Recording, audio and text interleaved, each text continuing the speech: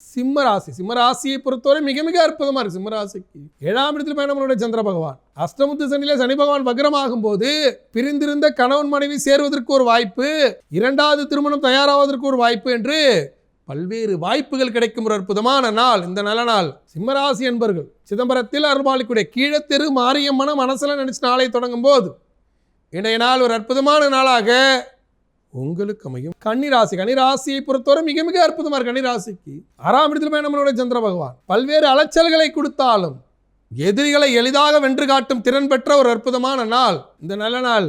கும்பகோணம் அருகே ஐயாவாடியில் அருள்பாலிக்கூடிய பிருத்திங்கிரா தேவியை மனசுல நினைச்சு நாளை தொடங்கும் போது இன்றைய நாள் ஒரு அற்புதமான நாளாக உங்களுக்கு அமையும். துலா ராசியை பொறுத்தவரை மிக மிக அற்புதமா இருக்கு.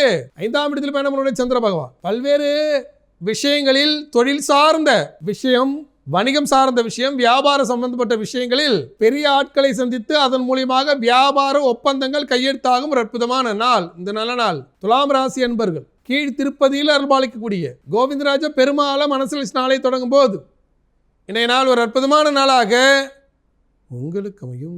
விருச்சிக ராசியை பொறுத்தவரை மிக மிக அற்புதமா இருக்கு. விருச்சிக ராசிக்கு 4ஆம் இடத்தில் பயணம் சந்திர பகவான் சனி பகவான் வக்ரமாகும் போது இடம் சம்பந்தப்பட்ட, நிலம் சம்பந்தப்பட்ட, பாக பிரிவினை சம்பந்தப்பட்ட விஷயங்களில் பத்திரப்பதிவு செய்வதற்கு ஏற்ற நாள் இந்த நல்ல நாள். விருச்சிக ராசி என்பர்கள் திருக்கோவிலூர்ல அருள்பாலிக்கூடிய உலகளந்த பெருமாளை மனசில் நாளை தொடங்கும் போது இன்றைய நாள் ஒரு அற்புதமான நாளாக உங்களுக்கு அமையும்.